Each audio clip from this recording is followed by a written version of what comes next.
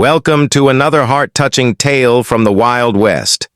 Cowboy, take me away, she whispered softly after being sold at the auction. A story of fate, freedom, and unexpected love. Don't forget to like, subscribe, and share. Tell us, where are you watching from? Let's get started. The Texas sky burned a deep orange as the sun began its slow descent, bleeding fire across the wide horizon. Dust swirled in lazy spirals where the heat rose off the cracked earth, and the air was filled with the distant whinny of horses and the clatter of boots on hard ground. It was the night of the annual Sweetwater Charity Auction, a small-town event that drew in cowboys from every ranch within 100 miles. Beneath the wide canvas tent, laughter mixed with the smell of barbecue and whiskey, and the crowd hummed with the same restless energy that always came before the bidding began. Lila Bennett stood near the back of the stage, nervously twisting the hem of her white summer dress. Her heart pounded like a drum in her chest as she tried to smile, though the sound of the auctioneer's voice made her knees feel unsteady. She wasn't supposed to be here. She wasn't supposed to be standing under this tent, waiting for her name to be called out to a crowd of strangers. But somehow she had let her new friend, Caroline, talk her into signing up for the auction. For charity, Caroline had said, as if that made everything less terrifying. The crowd had already warmed up, cheering for each volunteer as they took the stage. The men were bidding high, mostly in good fun, though some had an edge of seriousness in their voices when the local ranch girls came up. The auction wasn't about ownership. It was for dinner, a night of company, a little spark of entertainment for a good cause. Still, as Lila listened to the bids rising and falling, she couldn't help feeling like a prize being wrapped in paper and sold to the highest bidder. The announcer finally called her name. Next up, ladies and gents, we've got a newcomer to Sweetwater, Miss Lila Bennett. All the way from New York City. A wave of laughter rippled through the crowd. Someone whistled. City girl, huh? Hope she knows how to saddle a horse. Lila forced a smile as she stepped into the warm light spilling from the overhead bulbs. Her eyes blinked against the brightness as the crowd came into focus. Rows of sunburned faces, cowboy hats tilted forward, the occasional sparkle of a belt buckle in the twilight. She felt painfully out of place among them, a pale ghost from another world, dressed in linen instead of denim, wearing heels that were sinking into the dust.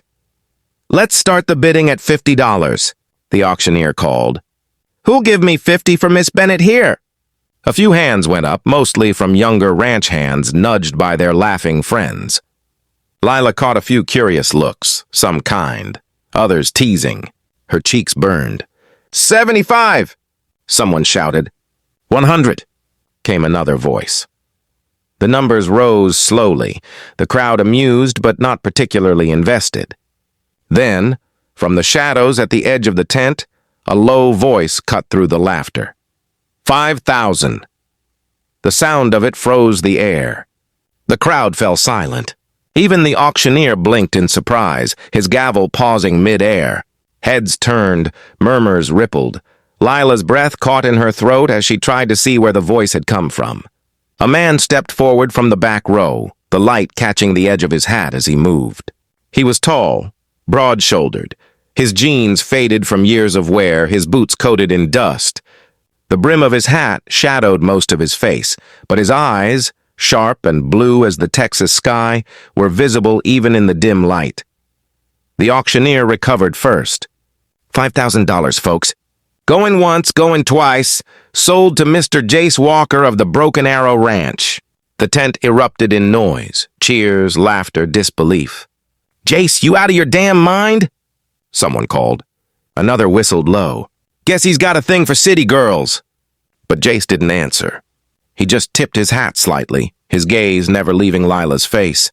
For a moment, the world narrowed to that small space between them. The dust, the lights, the sound of her heartbeat. When it was over, Lila stepped down from the stage, her heels sinking again into the dirt. The crowd had already moved on to the next auction, but her thoughts were tangled and frantic. $5,000? For one dinner? For her? None of it made sense. She turned, and there he was. Jace Walker, Up close, he was even taller than he'd looked from the stage. His presence filled the space around him, quiet but commanding. His jaw was dusted with stubble, his shirt rolled up at the sleeves, veins visible along his forearms. His eyes, though, those eyes held a kind of distance, like a man who'd seen too much of the world and carried it all without complaint. "You didn't have to do that," she said, her voice barely above a whisper. "Didn't have to," he replied evenly. "Wanted to." Her breath hitched slightly. "That's a lot of money for a dinner." He gave a faint shrug. "It's for charity. Besides, I figure you could use a friendly face out here." There was no arrogance in his tone, no attempt at charm, just a quiet honesty that made her look down at her shoes, embarrassed by her own defensiveness. "I don't need rescuing," she said softly. "Didn't say you did," he replied, a small smile tugging at one corner of his mouth. "But sometimes folks don't know they're drowning until someone throws them a rope." The words lingered between them. She didn't know how to answer. Something in his voice, low, calm, with that drawl that stretched each word, sent a strange shiver through her. He tipped his hat again and nodded toward the parking lot. "Come on, I'll drive you back. The roads out here get dark quick." She hesitated, but followed him. The crowd parted slightly as they passed, whispers following in their wake. Outside, the air had cooled, the sky streaked with fading pink and indigo. His truck, a battered, dust-stained Ford, waited beneath an old oak. He opened the passenger door for her, his movements slow, deliberate, almost careful, like a man raised on manners he didn't show often. The drive was quiet at first. The headlights cut through the darkness, illuminating the endless stretch of dirt road ahead. Crickets sang in the fields, and the hum of the engine filled the silence. Lila stared out the window, her reflection ghost-like in the glass. "You didn't have to go that far," she said finally. "You could have just bid something normal." "Didn't seem right," he said without looking at her. They were laughing. "You looked like you'd rather be anywhere else." She blinked, caught off guard. "You noticed that?" He glanced at her then, his eyes catching the faint light from the dashboard. "Hard not to." Something in his tone, steady, matter-of-fact, made her chest tighten.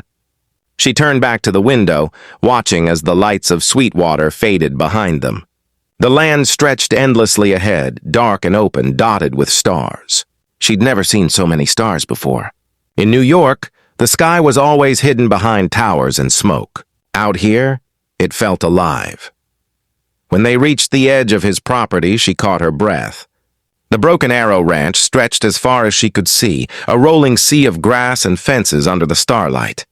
The silhouette of a barn rose in the distance, warm light spilling from its windows. It was beautiful in a way that made her throat ache, a kind of beauty she hadn't realized she'd been missing. He parked near a small guest cabin, its porch light glowing softly. "You'll stay here tonight," he said, climbing out of the truck. "You can call your friend in the morning." "Roads are rough at night." She opened her mouth to protest, but stopped when she met his gaze. There was no hint of expectation in his eyes, no assumption, just quiet assurance. She nodded. "Thank you, Mr. Walker." "Jace," he corrected gently. "Mr. Walker makes me sound like my old man." She smiled despite herself. "Thank you, Jace." He gave a nod and handed her a folded blanket from the back seat. "Gets cold this time of year. There's coffee in the cabin. I'll check in come morning." Then he turned, his boots crunching softly on the gravel as he headed toward the barn. Lila watched him go, the night air cool against her skin. The weight of the day began to sink in, leaving New York, starting over, somehow ending up here in the middle of Texas, sold at an auction to a man she'd known for less than an hour. It should have felt absurd. Instead, it felt strangely right. Inside the cabin, she found it neat and warm, the air carrying the faint scent of cedar and dust. There was a single bed, a small table, and a lamp casting golden light across the room. She sat on the edge of the bed, letting out a breath she hadn't realized she'd been holding. Through the window, she could see the dark outline of the barn and the flicker of light as Jace moved inside, tending to his horses. She didn't know what to make of him. He wasn't like anyone she'd ever met, quiet, deliberate, almost unreadable. Yet there was something about his stillness that drew her in, something steady and unshakable. Back in New York, everything had been noise, constant chaotic motion. Here, in the silence of the Texas night, she felt something she hadn't felt in years. Safe. When she finally lay down, exhaustion washed over her. But before sleep took her, she whispered softly into the darkness, as if to the stars themselves, "Cowboy, what have I gotten myself into?" Outside, the wind stirred through the grass, and somewhere in the distance, a horse whinnied under the moonlight. The morning light crept slowly across the plains, painting the sky in hues of gold and rose. The air was cool, clean, and filled with the scent of wild sage and dew. Lila stirred awake to the soft sound of a rooster crowing somewhere beyond the cabin. For a moment, she didn't remember where she was. The wooden ceiling above her, the faint creak of the porch outside, it all felt unfamiliar. Then the memory of the night before returned, flooding her with both embarrassment and curiosity. The auction? The bid. Jace Walker. She sat up, brushing her hair back, and caught sight of herself in the mirror above the small dresser. Her reflection looked different somehow, softer, calmer, though her city polish had clearly been dulled by the Texas dust. She smiled faintly at the thought. There was something liberating about not having to look perfect, not having to rush anywhere. For the first time in years, she felt a strange sense of peace, just sitting still. A knock came at the door, slow and polite. "You awake?" It was his voice, steady, deep, unmistakably Texan. "Yes," she called back, standing quickly. "Just 1 second." She slipped into her jeans and a plaid shirt Caroline had lent her and opened the door. Jace stood there holding 2 mugs of steaming coffee. He was dressed in the same worn jeans and a clean white shirt rolled up at the sleeves, his hat tipped slightly back on his head. The morning sun caught in his blue eyes, and for a brief second she forgot how to speak. "Morning," he said simply, handing her one of the mugs. "Morning," she managed, taking it carefully. "You didn't have to bring me this." He shrugged, a faint smile tugging at the corner of his mouth. "Guess I didn't have to spend $5,000 either, but here we are." She laughed, a soft, genuine sound that surprised even her. "You make a good point." He leaned against the porch post, sipping his coffee as his gaze drifted toward the horizon. The land stretched endlessly before them, rolling fields of amber grass, dotted with oak trees and the occasional cow in the distance. The sight was breathtaking. Lila followed his gaze, her fingers tightening slightly around the warm mug. "It's beautiful," she said quietly. He nodded. "Hard to stay angry at the world when you wake up to this." They stood in silence for a while, the only sounds the wind rustling through the grass and the distant lowing of cattle. She glanced at him, curious. There was something about Jace that both grounded her and unsettled her, a stillness that came from years of solitude, maybe, or from losing more than he cared to say.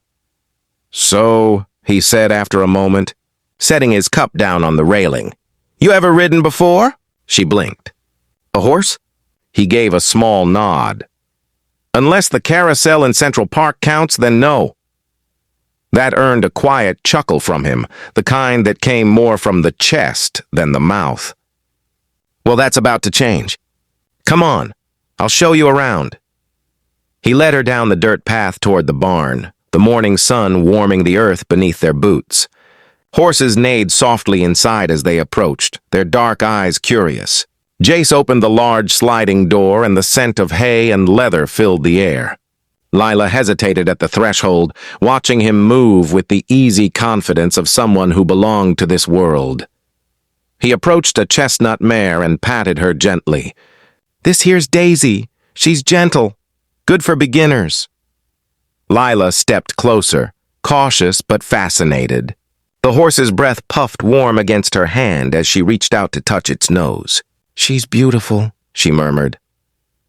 "Most things worth knowing are," he said softly, his voice just behind her. Her heart skipped at the sound. She turned slightly, realizing how close he was, close enough to smell the faint scent of cedar soap and sun on his skin. For a second, the air between them thickened, charged with something unspoken. Then he cleared his throat and stepped back. "Let's get you saddled up." The lesson began awkwardly. Lila struggled with the stirrups, nearly tripped over her own feet, and squeaked when Daisy shifted beneath her. Jace's laughter rumbled quietly each time she made a mistake, but his tone never carried mockery. He guided her patiently, steady hands correcting her grip, calm voice giving simple instructions. "Keep your back straight. Don't fight her, just move with her." "Like dancing?" she asked. He smiled faintly. "If you dance with something that weighs 1,200 pounds, sure." After several tries, she finally managed to ride a short circle around the pen. The movement was uneven, her hands clumsy on the reins, but when the horse began to respond, something inside her burst open with joy. The wind brushed her face, her hair catching the sunlight, and she laughed freely. Jace watched from the fence, arms crossed, his expression unreadable but his eyes softer than before.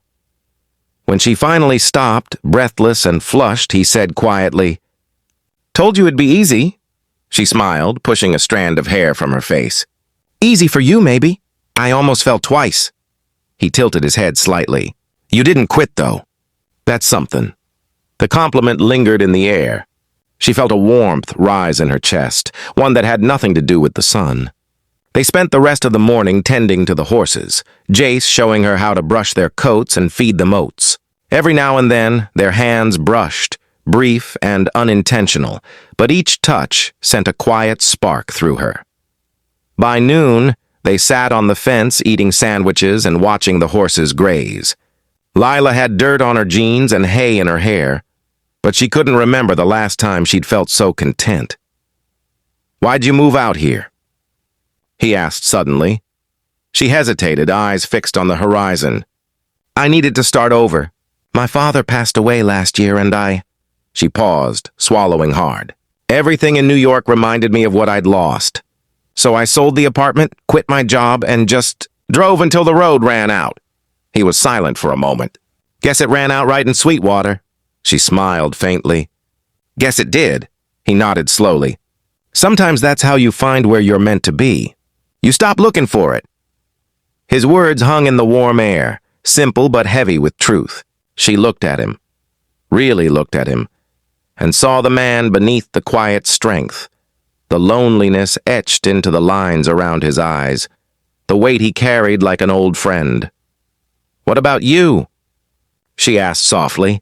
"You always lived here?" He nodded once. "Born here. My folks ran this ranch until my dad passed. Been keeping it going ever since." "Alone?" He gave a wry smile. "Got my horses. They don't talk much, but they don't lie either." She laughed quietly, but her chest tightened. There was a kind of sadness in his honesty that she couldn't ignore. They sat in silence again, comfortable this time, watching the clouds drift across the sky. As afternoon turned to evening, Jace stood. "You should see the view from the ridge before sundown. Come on." They rode together on Daisy, Jace behind her to guide the reins. His arms lightly brushed her sides as the horse moved beneath them, the rhythm steady and hypnotic. The wind carried the scent of earth and rain, and the golden light wrapped around them like a memory. When they reached the ridge, the world seemed to open beneath them. The land rolled endlessly into the horizon, rivers of light cutting through fields and canyons. Lila's breath caught. "It's incredible," she whispered. Jace didn't answer. He just looked at her, the dying sun catching in his eyes. For a long moment, neither spoke. Then she turned slightly toward him, her heart pounding. "Why did you really bid for me last night?" she asked softly. His gaze didn't waver. "Because when I saw you standing there looking like you wanted to disappear, I knew that feeling. And I figured maybe you needed someone who understood it too." Her throat tightened. "You don't even know me." He smiled faintly. "Don't need to. Some things you just see." For a heartbeat, the world went silent. No wind, no sound, but the echo of his words. She didn't know who moved first. But when their hands touched, it felt inevitable, like the space between them had been waiting all along. They stayed there until the last light faded, the stars blinking awake one by one. When they finally rode back, the air had cooled, and the first coyotes were calling in the distance. Back at the ranch, Jace helped her down from the horse, his hand lingering just a second longer than necessary. She looked up at him, the porch light casting shadows across his face. "Thank you," she said softly. "For today, for everything." He tipped his hat slightly, his voice low. "Wasn't nothing, but it was." She could feel it. That night, lying awake in the cabin, Lila stared out at the dark sky. The stars stretched endlessly above her, and somewhere out there, a cowboy with quiet eyes and a guarded heart had changed something in her she couldn't name. She thought of his words, the way he'd looked at her like he saw past every mask she'd ever worn. Her lips curved into a faint smile as she whispered to the silence, "Cowboy, take me away, outside."